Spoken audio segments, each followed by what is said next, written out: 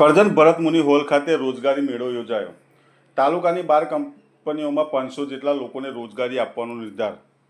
ગુજરાત સરકાર શ્રમ કૌશલ વિકાસ અને રોજગાર વિભાગ નિયામક રોજગાર અને તાલીમ કચેરી ગાંધીનગર સંચાલિત મદદનીશ નિયામક કચેરી વડોદરા તથા કરજણ નગરપાલિકાના સંયુક્ત ઉપક્રમે રોજગાર ભરતી મેળો યોજવામાં આવ્યો હતો।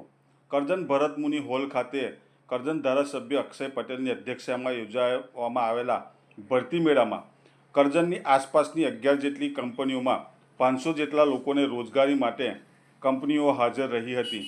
તાલુકામાં આવેલ ICPL, pleasure India, Polyplast, હિમલી models, અગ્નિફાઈબર જેવી વિવિધ કંપનીઓમાં HSC, ITI, BE, BCom, BE mechanic, plastic processing operator, diploma ઇજનેર જેવી અનેક 500 જેટલી જગ્યાઓ માટે ભરતી મેળો યોજવામાં આવ્યો હતો, જેમાં 200થી વધારે રોજગાર વાંછુક ઉમેદવારો હાજર રહી ભરતી મેળાનો લાભ લીધો હતો।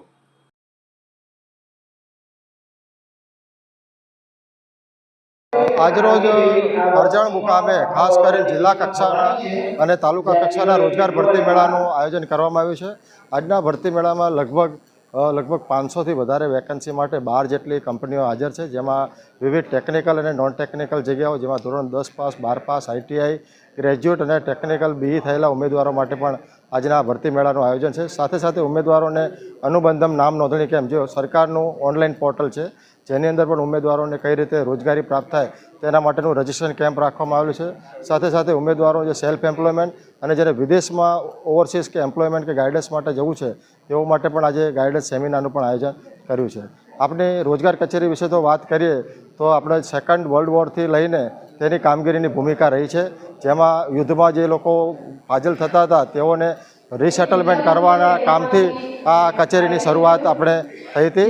ત્યારબાદ તબક્કાવાર જ્યારે ભારત પાકિસ્તાનના ભાગલા થયા એના પછી પણ જે બંને જે વિદેશમાં જે બીજા દેશમાંથી આવ્યા એમને પુનઃસ્થાપિત કરવા અને તેને રીસેટલમેન્ટ કરી અને એના પર રોજગારી કઈ રીતે આપવી, ત્યારબાદ તબક્કાવાર 1959થી તબક્કાવાર આપણી રોજગાર કચેરી દરેક જિલ્લામાં કાર્યરત છે અને બધા ઉમેદવારો માટે ઓપન ફોર ઓલ તરીકે રોજગારી આપવાની કાર્યવાહી કરવામાં આવી રહી છે।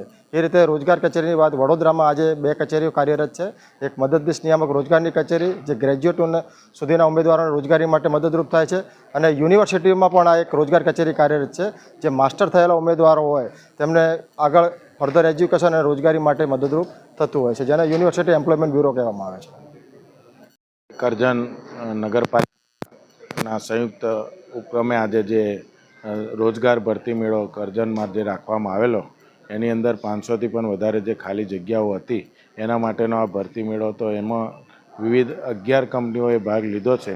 પહેલાં તો હું એ કંપનીઓ અહીંયા આવી અને જે રોજગાર ભરતી મેળામાં તમામ જે લોકોને જરૂરિયાત પ્રમાણે રજિસ્ટ્રેશન કર્યું છે અને નોકરી માટેની જે એમને આશ્વાસન આપ્યું છે, તમામ કંપનીઓનો હું ખૂબ ખૂબ આભાર માનું છું। અને આવી રીતે આવનારા દિવસોની અંદર પણ ભરતી મેળો થાય અને જે જરૂરિયાતમંદો છે એને તમામને નોકરી મળે એ રીતેના પ્રયત્નો અમે કરીશું।